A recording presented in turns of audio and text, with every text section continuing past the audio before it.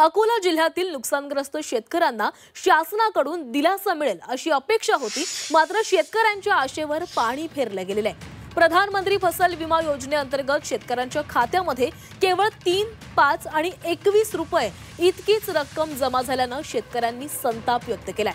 या आर्थिक थट्टेच्या निषेधार्थ अकोल्यातील शेतकऱ्यांनी अनोखं आंदोलन केलेलं आहे। शेतकऱ्यांनी प्रतिकात्मकरित्या 21 रुपये 85 पैशांचा चेक तयार करून जिल्हाधिकाऱ्यांमार्फत शासन आणि संबंधित विमा कंपनीला पाठवलेला आहे।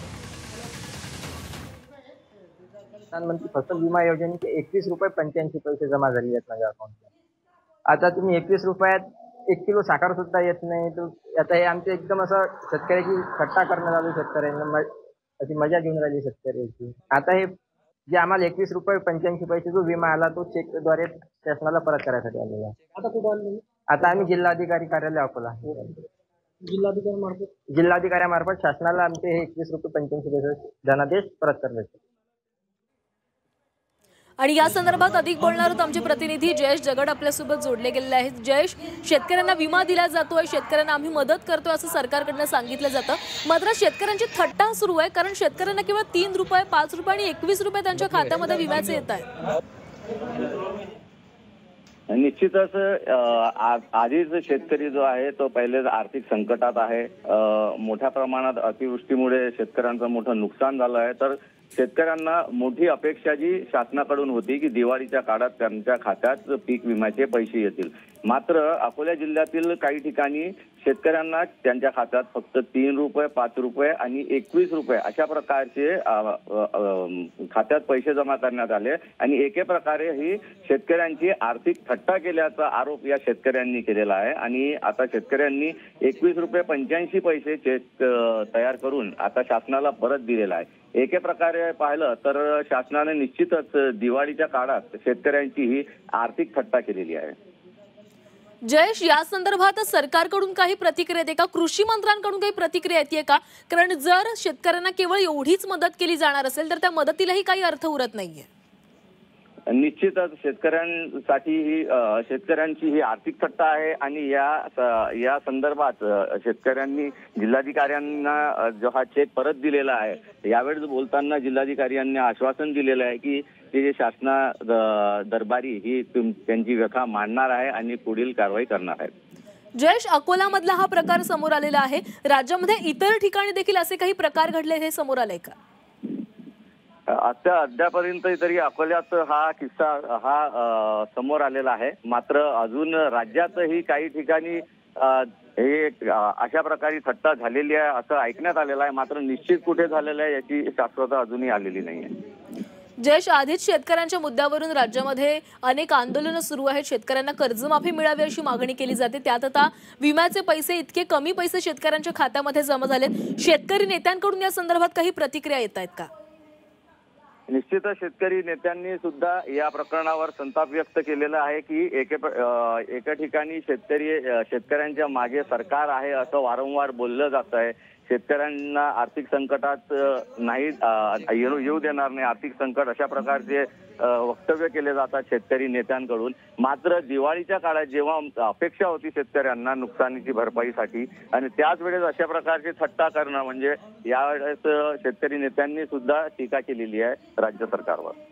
खरे, कारण अतिवृष्टीमुळे शेतकरी हवालदिल झालेला होता, आधीच शेतकऱ्यावर आर्थिक संकट ओढावलेलं होतं, हातातोंडाशी आलेलं पीक पाण्यामध्ये वाहून गेलं, होताचं नव्हतं झालं आणि या सगळ्या परिस्थितीमध्ये शेतकऱ्यांना अपेक्षा होती ती आपल्या मायबाप सरकारनं आपल्याला मदत करावी आणि या मदत न होता केवळ 3 रुपये 5 रुपये आणि 21 रुपये या शेतकऱ्यांच्या खात्यामध्ये विमा स्वरूपामध्ये येत आहेत। त्यामुळे आता शेतकऱ्यांची आर्थिक थट्टा सुरू असल्याचंच दिसतंय। त्यामुळे या सगळ्या संदर्भामध्ये आता राज्य सरकारकडून काय प्रतिक्रिया समोर येते, कृषी मंत्र्यांकडून काय प्रतिक्रिया येते हे देखील पाहावं लागणार आहे। अकोल्यातल्या नुकसानग्रस्त शेतकऱ्यांच्या खात्यावर केवळ 3 रुपये 5 रुपये आणि 21 रुपये हे जमा झालेले आहेत।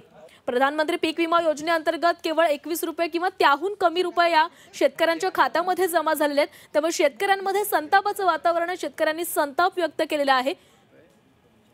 तर ही अत्यल्प रक्कम पाहून अनेक शेतकऱ्यांनी सरकारवर टीका देखील केलेली आहे। ही विमा भरपाई म्हणजे केवळ आमची थट्टा असल्याचं या शेतकऱ्यांचं म्हणणं आहे। अकोल्यातला हा प्रकार समोर आलेला आहे। पीक विम्याच्या नावानं शेतकऱ्यांची थट्टा सुरू आहे, कारण केवळ 3 रुपये, 5 रुपये आणि 21 रुपये शेतकऱ्यांच्या खात्यामध्ये जमा झालेले आहेत। शेतकऱ्याचं लाखो रुपयांचं नुकसान झालेलं आहे। आणि या संदर्भात अधिक बोलणार आहोत शिवसेना उद्धव बाळासाहेब ठाकरे पक्षाच्या उपनेत्या सुषमा अंधारे आपल्यासोबत जोडल्या गेलेल्या आहेत। सुषमाताई, आपण पाहतोय अकोल्यामधल्या शेतकऱ्यांच्या खात्यावर विमाच्या नावाने केवळ 3 रुपये, 5 रुपये आणि 21 रुपये जमा होतात। लाखोंचं नुकसान आहे, मात्र जमा होताना केवळ 3 आणि 5 रुपये दिले जात आहेत। ही सरकारने शेतकऱ्यांची केलेली खरं तर क्रूर थट्टा आहे। मी काल बीड आणि बीडच्या काही ग्रामीण भागांमध्ये फिरले आणि अनेक लोकांनी आपल्या मोबाईलवरचे मेसेज दाखवले की ज्यांच्याकडे 3 रुपये, 2 रुपये किंवा 1 रुपया अशा पद्धतीने एका शेतकऱ्याला 17 रुपये आलेले आहेत। ही जी थट्टा आहे की हे सरकार ज्यांनी फार गाजावाजा करत घोषणाबाजी केली, मात्र एवढी सगळी घोषणाबाजी करणारं सरकार फसवं आहे। हे फक्त जाहिरात करणारं सरकार आहे, प्रत्यक्षात मात्र यांनी कुठलीही मदत पुरवली नाही। मुळात सरकारला अजूनही राज्याचा आर्थिक ताळेबंदच नीट समजलेला नाही, किंबहुना त्यानुसार त्यांना काम करता येत नाही। सुषमाताई, कालच सरकारनं कर्जमाफी संदर्भात एक घोषणा केली की आम्ही लवकरच कर्जमाफी जाहीर करू। आता या संदर्भामध्ये विरोधक काही किंवा तुमच्या पक्षाकडून काही आवाज उठवला जाणार का की जेणेकरून शेतकऱ्यांना मदत केली जाईल?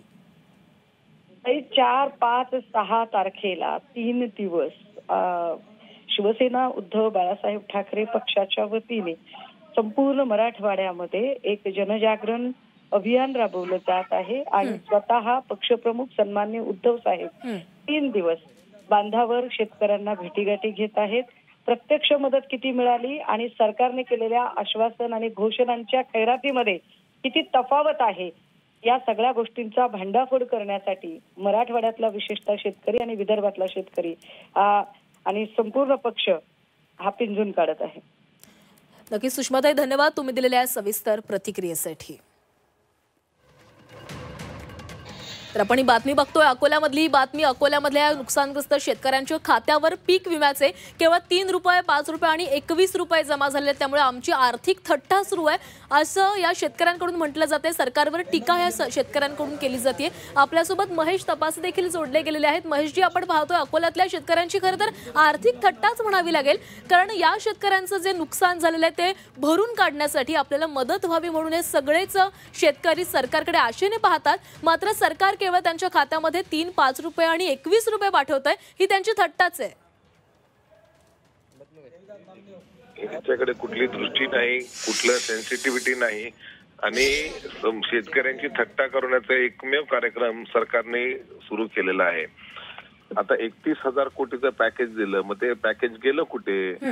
पीक विम्यामध्ये प्रीमियम मध्ये काय कमिशन खाल्ली का की त्याच्यामुळे पीक विम्याच्या ज्या कंपन्या त्या 2-3 रुपये 5 रुपयाचे अनुदान देत आहेत? हा प्रश्न आहे ना। आज जर सरकार खरंच जर शेतकऱ्यांच्या बाजूने असेल तर स्वतःहून पहिले मदत दिली पाहिजे। आम्ही मागणी करतो की 50,000 रुपये हेक्टरी मदत अनुदान तुम्ही ताबडतोब जाहीर करा।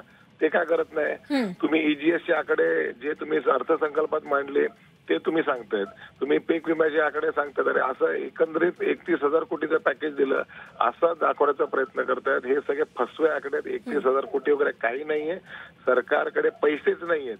सरकार स्वतःच्या आमदारांना साबूत ठेवण्यासाठी खर्च करते, स्वतःच्या आमदारांना निधी देते, पैसे देते आणि सरकार कसं टिकून राहील एवढं काम फक्त सरकारमध्ये चालू आहे। दुसरं या जनतेशी काही घेणं नाही। लाडक्या बहिणींसोबत फसवणूक झाली, 26 लाख लाडक्या बहिणी आता वगळण्यात आलेल्या आहेत। आता नवीन अटी शर्ती झाल्या आहेत, ऑक्टोबर महिन्याचा हप्ता अजून आलेला नाही आणि शेतकऱ्यांची अवस्था आपण आता सांगितलेलीच आहे। नक्कीच महेशजी, धन्यवाद तुम्ही दिलेल्या या प्रतिक्रियेसाठी। तर ही अकोल्यातली बातमी आपण पाहतोय। खरं तर संताप व्यक्त करावा अशी बातमी, कारण अतिवृष्टीमुळे या शेतकऱ्यांचं अतोनात नुकसान झालं। मायबाप सरकार मदत करेल अशी अपेक्षा शेतकऱ्यांना होती, मात्र तसं काहीही घडलं नाही। केवळ 21 रुपये यांच्या खात्यामध्ये एवढीच मदत काय ती शेतकऱ्यांना करण्यात आली आहे।